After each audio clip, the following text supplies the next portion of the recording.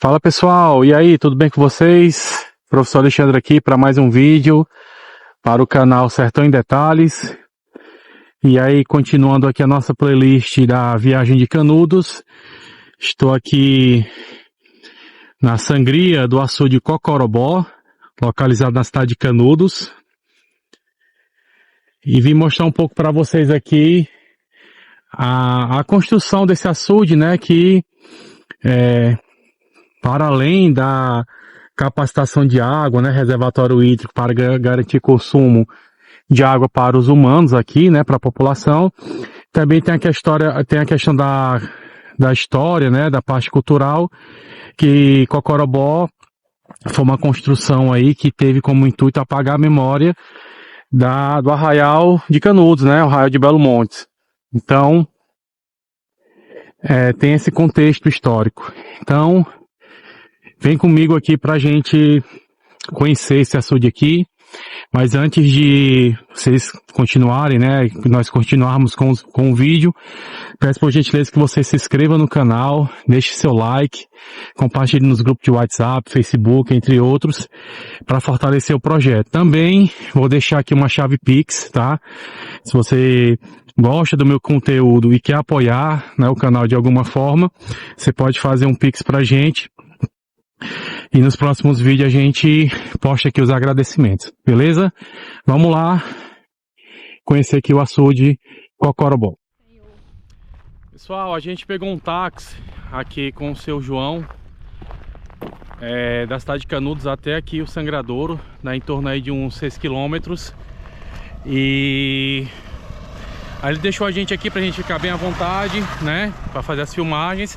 Mas vou dizer uma coisa, aqui em Canudos é um clima também semiárido, mas a taxa de insolação, né, o índice de aridez aqui é bem maior. Ainda mais que eu tô com uma camisa preta, né, o preto absorve o calor. Mas enfim, é isso. Vejam aqui, ó, vou virar aqui a GoPro, como é aqui o contexto, né, geoambiental aqui, né, ó.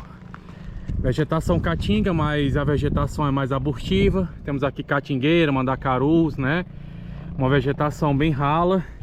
Solos pedregosos, né? Pedregosos, que é muito comum aqui no interior da Bahia. No Ceará também tem, mas aqui a gente vê que a aridez ela é mais acentuada. Então a gente vê que lá no Ceará, na cidade onde a gente reside, que é Quixadá, Quixeramobim, nós temos uma vegetação mais arbórea, né? E mais, digamos assim, próximas umas das outras, não é espaçadas como é aqui em Canudos. Aqui uma cactácea, né? O mandacaru. Mandacaru, né, Muriele? Esse? Chique, né? Perdão, chique, mandacaru é o maior. Beleza? Vamos lá. Pessoal, o Antônio Vicente Mendes Maciel, o Antônio Conselheiro, ele nasceu na cidade de Quixeramobim no dia 13 de março de 1830.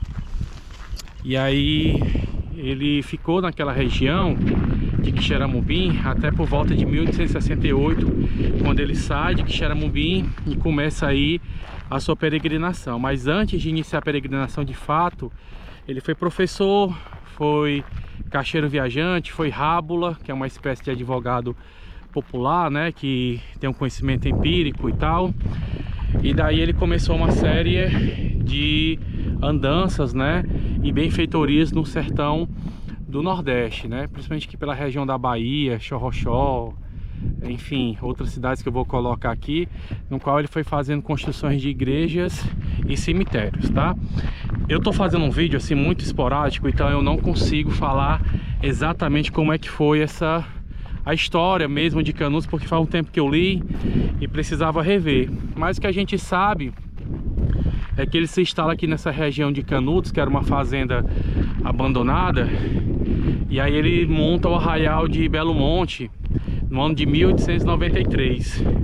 E eles ficam aqui até o ano de 1897, quando tem um embate com as tropas da República, né? Houve-se 4 expedições, até que nessa quarta, né, que foi a última, eles conseguiram vencer o povo de Canudos, porque eles apelaram, trouxeram canhões, que é conhecido como a matadeira, e granadas, né, metralhadores. Então eles estavam com um armamento mais pesado, né, um arsenal bélico mais potente, enquanto o povo sertanejo de Canudos, eles lutavam com armas que os soldados abandonavam, ou com armas mais simples, né, como as socadeiras, né, as garrunchas e etc.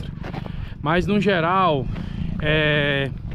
Antônio Conselheiro ele é símbolo de resistência, né, porque um arraial que chegou a abrigar 10 mil habitantes, outros vão falar 20, 25 mil habitantes, num sistema, não vou dizer de comunismo, mas um sistema de socialismo, onde as pessoas produziam e dividiam por partes iguais. Canudos chegou a exportar couro de bode para a Europa, né? Então assim, eu sempre penso, né, conversei aqui com a Murielle já algumas vezes, que se não tivesse havido essa guerra, ou se Canudos tivesse obtido êxito no confronto, talvez Canudos seria uma cidade tão importante quanto é Juazeiro do Norte, para o Padre Cícero, por exemplo, né? Mas infelizmente tentaram apagar a história, né, de Canudos, né? No final da guerra, o fotógrafo Flávio de Barros fotografou as pessoas lá, os reféns, né? Eu vou botar aqui a foto para vocês. Os reféns, principalmente constituídos por mulheres, crianças, idosos, um aspecto da cidade lá do arraial de Canudos, e o corpo, né, o suposto corpo de Antônio Conselheiro, no qual eles degolaram, né, cortaram a cabeça e levaram para o Instituto Nina Rodrigues para estudo. Pois os médicos naquela época acreditavam-se que Antônio Conselheiro era um louco, um fanático religioso, e para estudar as suas faculdades mentais teria que levar a cabeça para abrir, né? Então todo aquele procedimento totalmente errôneo da época, né, e macabro ao mesmo tempo, né? Então, 1897, as tropas brasileiras vencem, né, covardemente aqui os conselheiristas, e a partir de 1910 as pessoas começam a retornar aqui para Canudos, né, os sobreviventes, para fundar a segunda Canudos, né? E aí no ano de 1940, na década de 1940, Getúlio Vargas assina a ordem de construção do açude de Cocorobó, que só vai ser concluída no ano de 1967, já no período da ditadura militar. Mas o que a gente acredita é o quê? Que isso aqui foi uma tentativa de apagar a memória de Canudos, mas não conseguiram, porque destruíram a primeira, né? Fizeram a segunda, construíram um açude, e hoje nós temos a terceira Canudos, né? Então a gente vê que simbolicamente, né, e na questão expressiva, Canudos resistiu e está até aqui hoje, uma cidade bem organizada, limpa, né? Um comércio interessante, pulsante, e esse grande açude, que apesar de tentarem ter apagado a memória de Antônio Conselheiro, ela serve aqui como uma joia, né, o principal reservatório aqui da região. Então pessoal, bem aqui atrás, não sei se vocês estão conseguindo visualizar, aqui, deixa eu ver, me localizar, aqui, pronto, bem aqui assim, onde está a ponta do meu dedo. Ele aqui é o véu de noiva do açude de Cocorobó, não confundir com o sangradouro. Por quê? Porque quando o açude aqui ele chega na sua linha de sangria, aí o excedente, digamos assim, vai sair pela parte do vertedouro, que é o sangradouro. Aqui nós temos o véu de noiva, onde ele libera a água. Por quê? Porque o município de Canudos, ele não pode barrar a sua água, ele precisa mandar água para as cidades que estão lá abaixo, né, da junçante aqui do Cocorobó. E o interessante é que também eles aproveitam, né, fazer esses canais para utilizar como a área de perímetro irrigado. Então aqui, eu vou ver se eu viro, mostrar para vocês, toda essa região aqui, ó, é região de bananeiras, né? Tem bananas aqui, então aqui tem um agronegócio atuando aqui próximo, né? Porque tem água, né? Sai aqui pelo véu de noiva, que é essa parte aqui, ó, segue, né? E aí são puxadas as águas, são bombeadas e serve aí para esse perímetro irrigado, né? Mas lá embaixo, ó, vários e vários campos de bananais, e assim vai indo por todo o longo aí do rio Vaza Barris, até encontrar o Rio São Francisco. Como eu disse para vocês, é o principal tributário, e o próprio Rio São Francisco também tem um grande vale lá onde se produz frutas, né, enfim, legumes. É uma área lá onde tem um agronegócio bem pulsante. Como eu disse para vocês, esse açude, ele teve a sua, pelo menos sua ordem de serviço iniciada na década de 1940 com o então presidente Getúlio Vargas e finalizada apenas em 1967 no governo Juscelino Kubitschek. Esse açude aqui, o Cocorobó, ele barra o rio Vaza Barris. Ele é o principal tributário do Rio São Francisco. Eu não tenho certeza aqui o número exato, mas aqui tem aproximadamente 245 milhões de metros cúbicos d'água. Então é muita, né? Assim, bem imponente. Esse açude lembra bastante o açude de Pedras Brancas que nós temos lá no estado do Ceará, no município de Quixadá. Então lembra muito, tanto a sua estrutura, como os barramentos aqui de terra, né?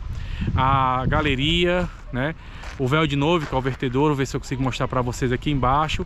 Enfim, o Departamento Nacional de Obras Contra Seco, o DENOX, eles costumam fazer diversos açudes assim muito similares a esse daqui, como o Cocorobó.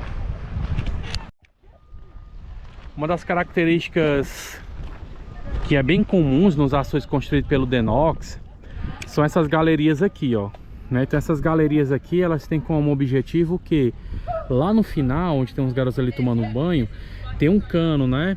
Um cano. Aí eles giram ali umas engrenagens, né? E vão liberar água justamente para cá, pro véu de noiva, que é o perímetro irrigado. Então, o açude de Pedras Brancas, o açude de Pentecoste, o açude do Choró, que é o Pompeu Sobrinho, né? Enfim, vários desses açudes são construídos com esses barramentos de terra. Eles têm esses tipos aqui de estrutura. O Pirapibu, Quixeramobim, o próprio Fogareiro também lá, Quixeramobim, né? Então eles fazem, né, toda essa construção de terra, colocam aqui rochas, né? Faz o barramento do rio, que no caso para vocês é o rio Vaza Barris. Uma parte aqui é liberado quando está com uma cota alta, né? Para perímetro irrigado, e quando sangra, ele sangra por lá, verte e encontra novamente o rio Vaza Barris mais aqui na frente. Lembrando que todas essas liberações de águas acontecem através de tomadas de decisões, né, dos comitês de bacias. Então, quando tem um período chuvoso, e aí dependendo da cota, né, que o açude acumulou, aí eles entram num acordo, se liberam, dão 3 opções, 3 cenários, e desses cenários, o que for melhor, eles liberam, né? Que é a quantidade de metros cúbicos por hora ou é por minuto. Vocês me corrijam aí, certo? Para quem entende. Eu participo de comitê de bacia, mas eu sou novo, então ainda estou aprendendo. Mas enfim, existe uma tomada de decisão. Por isso que é muito importante a participação da população, né? Da sociedade civil, das associações de moradores, para as tomadas de decisões de liberação de água. Não deixar muito apenas nas mãos dos políticos e do empresariado, né, dos grupos econômicos. Então a gente vai seguir aqui e vou ver se eu consigo chegar até aqui próximo para mostrar para vocês. Bem, pessoal, dando continuidade, nós adentramos aqui uma espécie de um balneário. Eu acho que ele está desativado, mas não tem portão ali. A gente entrou só para mostrar para vocês aqui o véu de noiva, né, que é onde tem a parte do perímetro irrigado, né? Então, com o calor desse aqui de Canudos, a vontade é grande de entrar aqui embaixo e se refrescar, mas a gente não trouxe roupa de banho. Também a gente não vai molhar aí o assento do carro do seu João, nosso taxista. Então, pessoal, vou até falar mais alto aqui, para eu ficar próximo a GoPro. Então segue aqui, ó. Lembra que eu mostrei para vocês lá a galeria que tem um cano, né, com uma estrutura. Então eles liberam a água lá, que é solto aqui, ó. Não sei se vocês estão conseguindo ouvir o barulho. E as águas seguem aqui na junçante aqui do rio Vaza Barris e vai lá para o perímetro irrigado. Eu vou tentar descer aqui para ver se eu consigo mostrar para vocês.